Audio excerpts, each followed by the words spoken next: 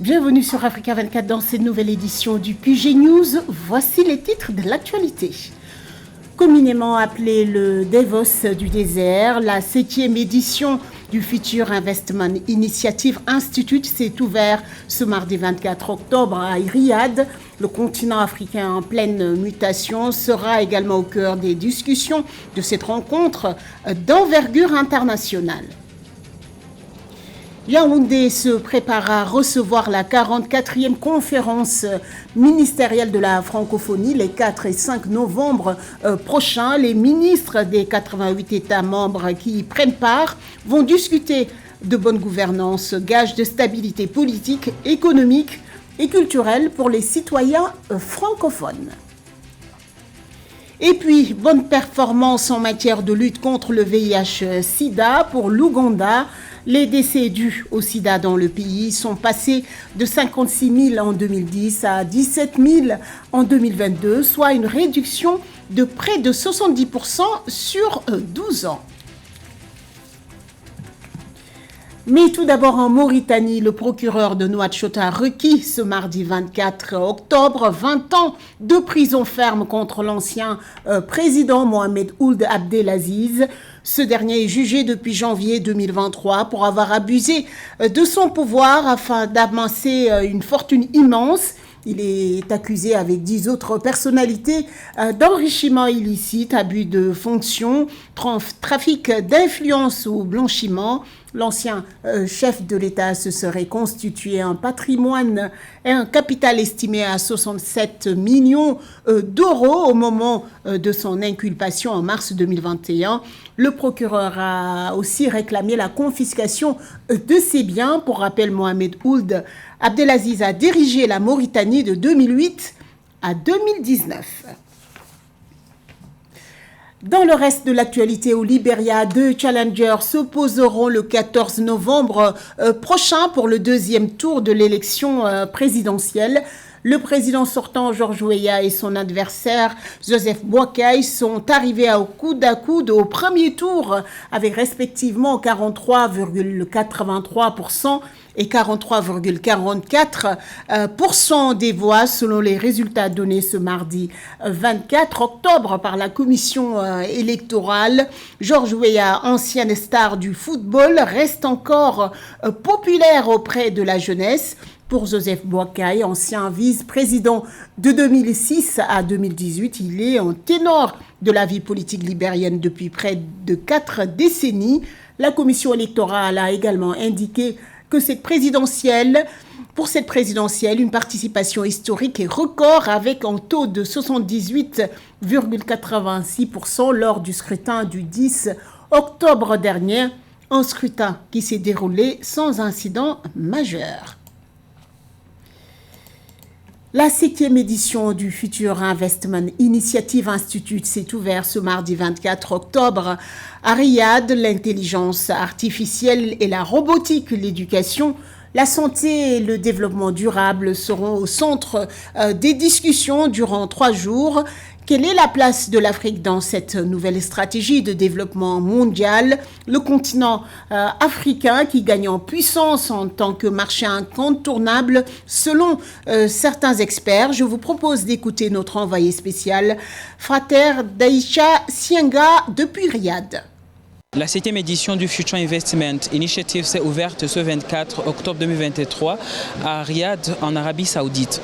Pendant 3 jours, les hommes d'affaires, les décideurs et les innovateurs du monde entier vont discuter de la nouvelle direction de l'économie globale en pleine mutation.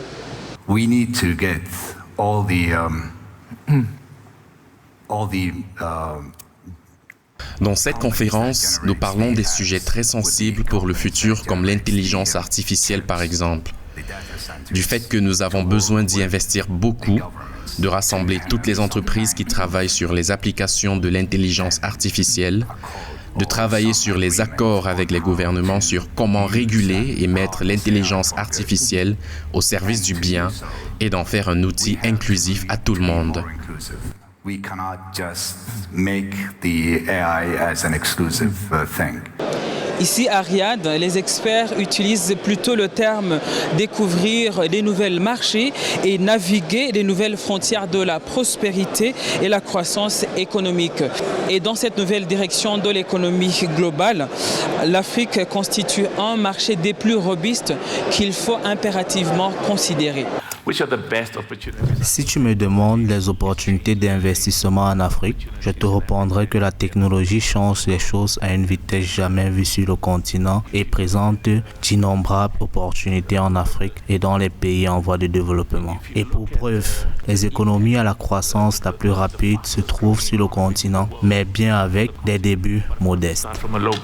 Le Future Investment Initiative a été établi en 2017 avec pour objectif principal de rassembler les décideurs du monde entier pour discuter des tendances et des défis les plus pressants et imaginer des solutions innovantes pour impacter toute l'humanité à travers des partenariats mondiaux.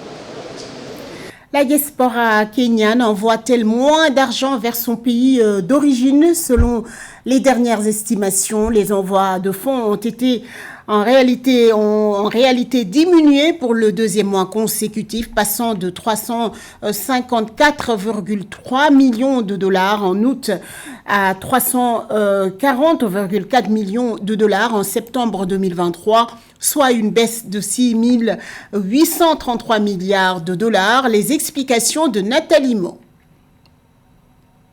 Les envois de fonds des Kenyans de l'étranger vers leur pays d'origine affichent une nouvelle baisse à la fin du troisième trimestre 2023. C'est le deuxième mois consécutif que ces transferts chutent, passant de 354,3 millions de dollars envoyés en août à 340,4 millions de dollars en septembre 2023. La Banque centrale du Kenya, la CBK, attribue cette baisse à l'inflation, principalement aux États-Unis, source de 57% de transactions financières des Kenyans de l'étranger vers leur pays.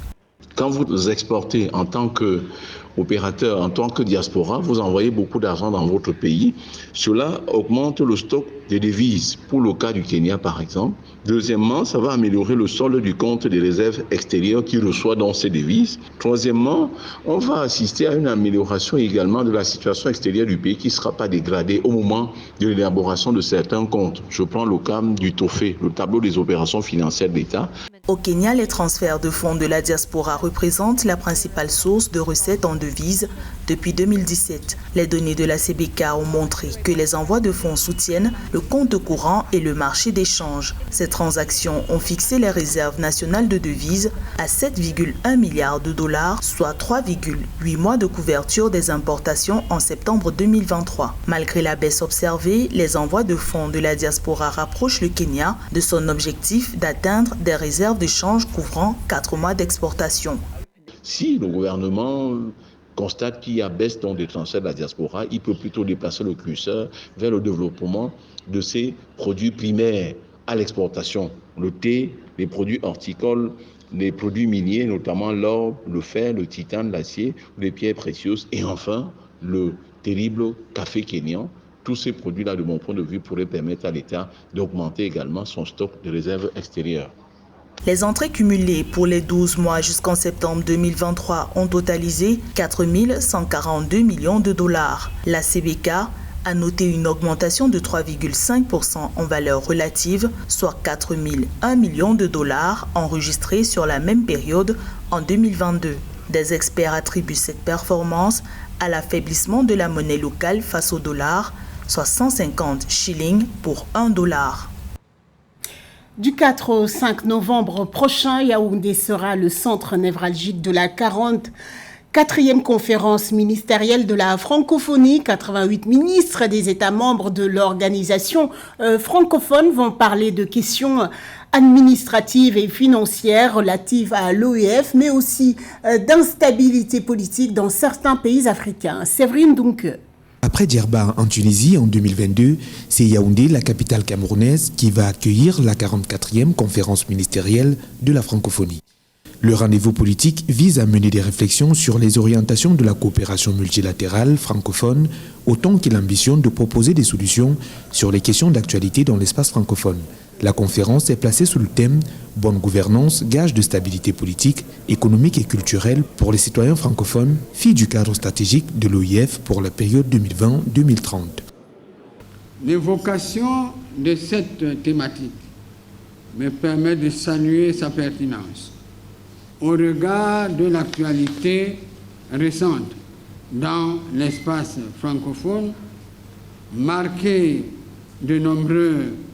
par de nombreux défis, notamment politiques, sécuritaires, économiques, écologiques, culturels, entre autres. De surcroît, ce sujet a le mérite de placer nos citoyens de notre espace au cœur de la réflexion et de l'action multidimensionnelle des États, avec comme dénominateur commun la bonne gouvernance. En prélude à la tenue de cet événement politique majeur, les représentants de 88 pays membres de l'institution se sont retrouvés à Yaoundé le 23 octobre 2023, le temps d'une communication diplomatique qu'a donné le ministre des Relations extérieures du Cameroun, le jeune Mbela Mbela. Il a tenu à rassurer sur l'état des préparatifs de l'événement que le Cameroun organise pour la première fois. Rendu à quelques jours de cette grande messe francophone, je me réjouis de l'état d'avancement des préparatifs de cet événement. Tous les aspects liés à l'organisation technique et matérielle sont en cours de finalisation. Les aménagements de circonstances au Palais des Congrès de Yaoundé, site principal des travaux, sont en cours. La conférence ministérielle de la francophonie est un rendez-vous annuel qui a pour but d'assurer la continuité politique du sommet de l'institution. Un accent sera mis lors de ces travaux sur le suivi de la situation politique et institutionnelle des pays de la francophonie et la structuration d'un plaidoyer sur la bonne gouvernance dans l'espace francophone. Au Tchad, l'occupation illégale des terres à N'Djamena défigure la ville. L'État tchadien décide ainsi l'évacuation de 880 réserves foncières qui ont été occupées de manière anarchique. Des réserves destinées à des projets d'intérêt public tels que la construction d'infrastructures, notamment des parcs ou des espaces verts. Les détails avec ce sujet de Cheikh Omar Kamara. Dans une démarche visant à rétablir l'ordre et à promouvoir le développement urbain, le gouvernement tchadien a annoncé son intention d'évacuer pas moins de 880 réserves occupées de manière anarchique dans la capitale N'Djamena. Selon le rapport présenté par le gouvernement le 23 octobre 2023, sur 1529 réserves identifiées, 403 sont occupées par des constructions à usage d'habitation, 88 par des constructions à usage commercial et 889 par des constructions étatiques et privées à caractère d'utilité publique. Les occupations de ces réserves sont pour la plupart illégales. Cette décision marque un tournant majeur dans les efforts déployés par l'État pour réglementer l'utilisation des terres et améliorer la planification urbaine. Au Tchad, depuis 1967, il y a des lois qui régissent le domaine domanial et foncier. Et la ville de N'Djamena, ex-Forlami, devenue N'Djamena en 72, commence à s'agrandir. Et puis toutes les réserves de l'État avaient, compte tenu de l'instabilité que le pays a connue, avaient été récupérées par des personnes privées et beaucoup avaient édifié des grandes bâtisses très onéreuses. Et c'est très difficile. L'évacuation des réserves occupées de façon anarchique est également un signal fort envoyé aux investisseurs nationaux et étrangers. Cela démontre l'engagement du Tchad à créer un environnement propice aux affaires avec une réglementation foncière claire et une planification urbaine rigoureuse. Il y a un déversement des ruraux vers le centre-ville, notamment vers la capitale. Et donc, les terrains vides deviennent rares. Et même le logement, il y a une crise de logement. Et donc, l'État a convoqué, d'abord a passé par la voie douce administrative pour les convocations des gens qui occupent, mais beaucoup n'ont pas répondu. Alors, il fallait passer par une opération coup de poing pour récupérer ces réserves de l'État et réaffirmer la primauté de l'État sur les terres vacantes et sans mettre depuis 1967 la loi 23 et ses décrets d'application. C'était pour des questions de nécessité. Le gouvernement du Tchad est extrêmement occupé par la spoliation des réserves foncières de N'Djamena et conformément aux instructions du président de la République a ordonné que cette question soit réglée sans délai. Un comité interministériel sera mis sur pied à l'effet de proposer des pistes d'exécution. En Ouganda, la lutte contre le VIH-Sida visant la fin de la maladie d'ici 2030 affiche de belles performances. Selon les données de la Commission ougandaise de lutte contre le sida publiées ce lundi 23 octobre, le nombre de décès est passé de 56 000 en 2010 à 17 000 en 2022, soit une réduction de près de 70% en 12 ans. Midred Yamo. L'Ouganda connaît des progrès notables dans la lutte contre le VIH-Sida. En 12 ans, le pays a enregistré une baisse de près de 70% des décès liés au sida. D'après les données de la Commission ougandaise de lutte contre le sida, publiées le 23 octobre 2023, en 2022, l'Ouganda a enregistré 52 000 nouvelles infections au VIH et 17 000 décès liés au sida, contre 94 000 nouvelles infections et 56 000 décès en 2010. L'Ouganda a réussi à réduire la prévalence du VIH dans la population générale, passant de 7,3% en 2011 à 5,6% en 2019. Cela peut être attribué à une intensification des campagnes de sensibilisation, à l'augmentation de l'accès aux tests de dépistage et à la promotion de comportements sexuellement sains. L'Ouganda vise la fin du VIH-Sida d'ici 2030. Les autorités ont adopté une approche globale dans la lutte contre le VIH-Sida, la circoncision médicale faisant partie des interventions visant à prévenir la propagation de la maladie. Dans le pays, environ 1000 personnes sont infectées par le VIH chaque semaine et environ 326 personnes meurent chaque semaine des suites du sida, selon le ministère de la Santé. La violence sexuelle et sexiste, les mariages précoces et l'héritage des veuves, la pauvreté, les niveaux élevés d'abandon scolaire, l'inéquité dans l'accès aux services de prévention, de soins et de traitement sont entre autres les causes des nouvelles infections au VIH.